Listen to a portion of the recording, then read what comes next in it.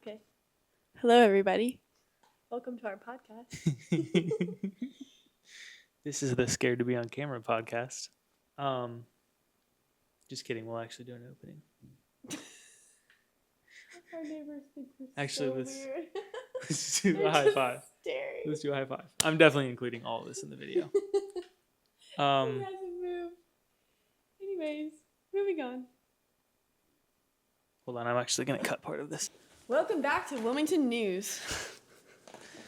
We're your Okay. hosts. Actually, now we're gonna start to stop wasting people's time. Hello, everybody. Bradley and Claire here. We're gonna give you a quick update about how life is going in Wilmington, and then a slightly longer update and support/prayer request for Royal Family Kids Camp.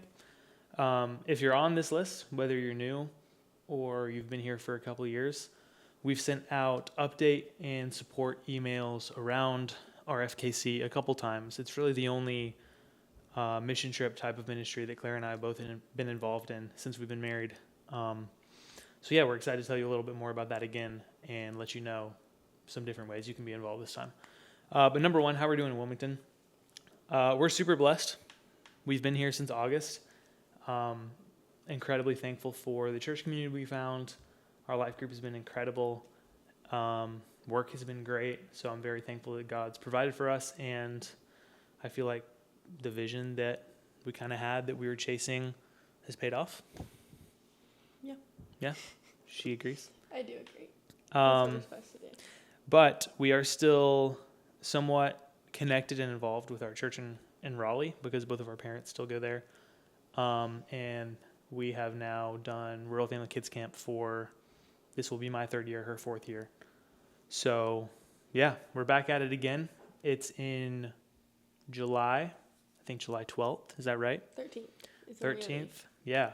So it's coming up, and we kind of procrastinated making this video. But, yeah, here we are. So let's talk about that a little bit. We have our bullet points right here. And then, Handy dandy. yeah, Claire, take away Whiteboard fridge. number one. Okay, so our first bullet point is what is RFKC? Because I feel like y'all should know what you would be supporting.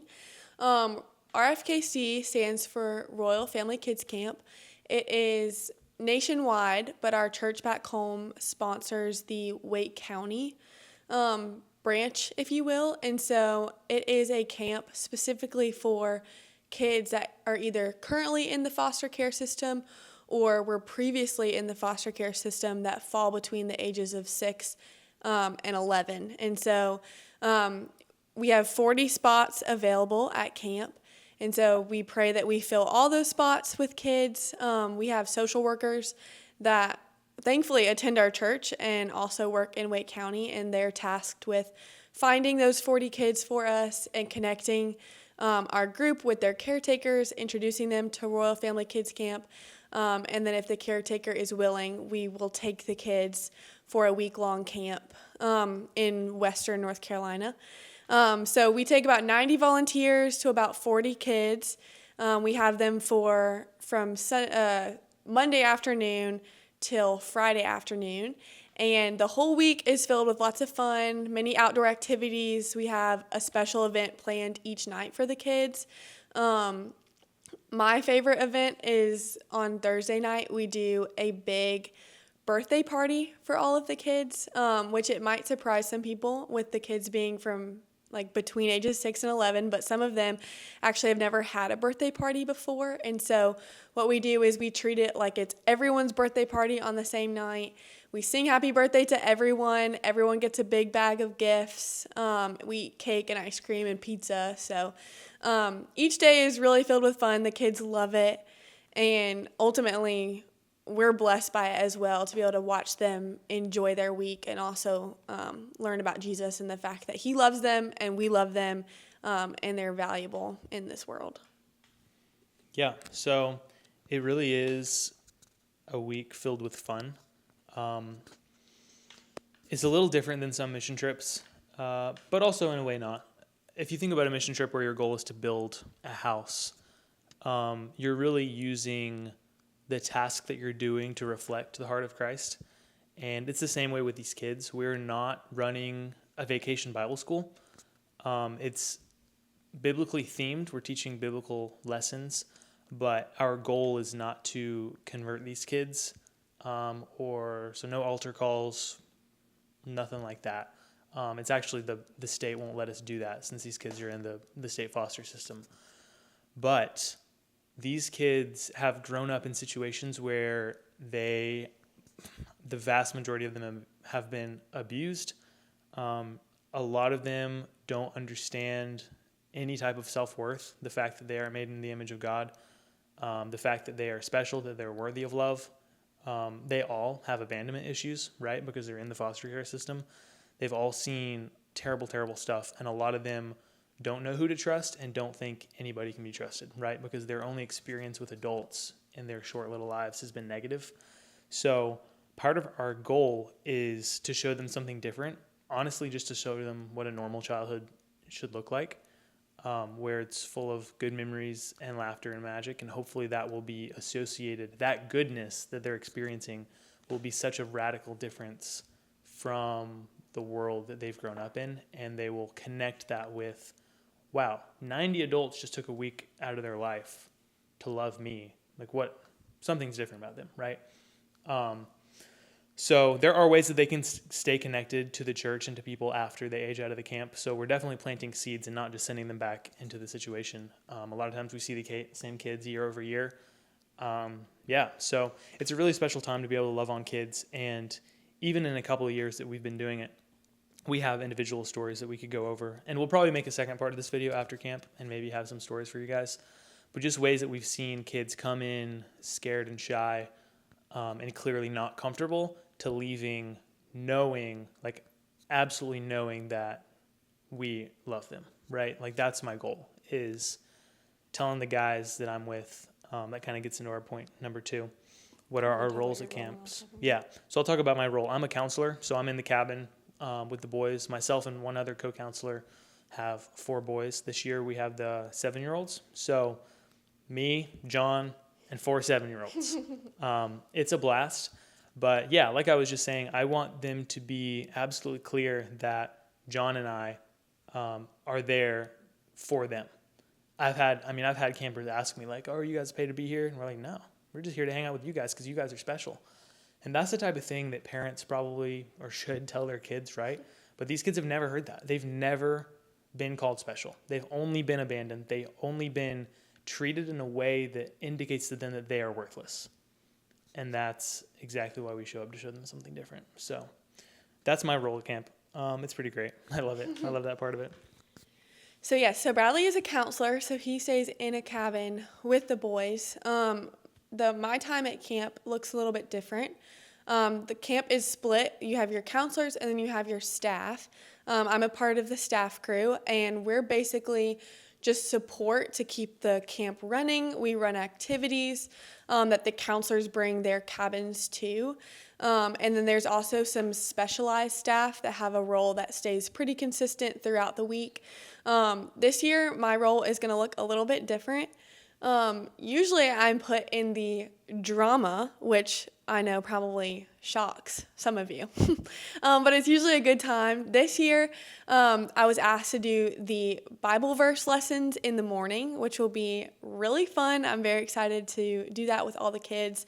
And then as well, I'm also asked to be part of what they call a thermostat team. It's really just a special team that if a child needs some extra support, extra TLC, there's a group of us that go in and try to figure out what that child needs in that moment when they're feeling sad or scared or lonely or whatever big emotions they're feeling.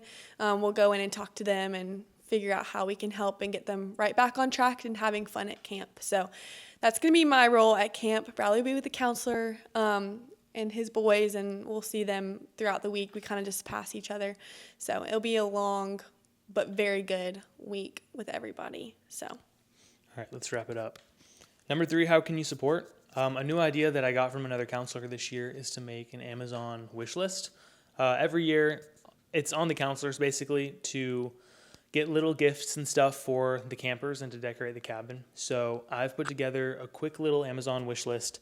Some of the stuff is stuff that we'll use every year, so it might be a little bigger this year than it would be next year. I put like some little card games on there, like some books. I actually have a bin in my attic of cabin supplies that I roll over year. So some of that stuff will just go in there and I'll use it from here on out. And then some of the stuff is specifically for the campers. We'll kind of put it on their beds when they arrive and just little gifts for them. You'll see it. So if you feel led, a lot of those items are pretty cheap, and if you just purchase them, they'll get shipped to our house and we'll take it to camp.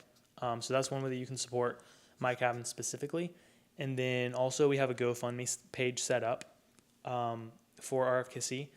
Cross Assembly Church has sponsored the camp for 25 years, so they promise the entire fund up front. But just recently, we have expanded to 2 camps over the summer, so we're basically able to serve twice as many kids in the system. But it also means we need twice as many volunteers and twice as much funding. So it's a very major camp. We show up and there's nothing but a couple buildings and some land, and everything else is pulled together by the team. The team basically works all year to pull this together. Probably about 10 months of preparation from a 5 or 6 person team. So it's very intense, and we're very thankful for those people. That's why it goes so smoothly, and it's gone pretty well for 25 years now.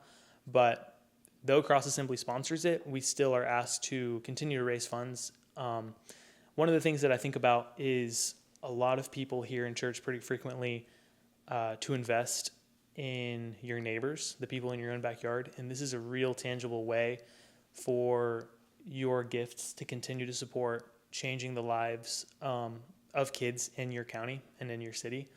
I guess if you're not in Wake County, then that doesn't apply. But for a lot of Wake County people on this list, that's the idea. But these kids need support. You already have 90 adults showing up in the middle of July to be there for them. And so we want to give you the opportunity to partner with us, show us support, and something that we're passionate about, and in the same way, support kids in Wake County. So that's about all. Yeah. Thank you in advance for anything you decide to give. We're so excited for camp. It's only 2 weeks away. We can't believe that it's already here. And we really look forward to making a follow-up video with stories, because we always come home with so many, and we don't want to forget what God does at camp. So yeah, we're already 12 hours into camp training, so we're putting in the time. We're not just sitting down to make a video and ask you guys for money. We take it seriously. 4 years straight for her, 3 years straight for me, and we have to do about 10 to 12 hours of training every year per state regulations. So it's legit. We're serious. And we'll make a video afterwards with some thoughts.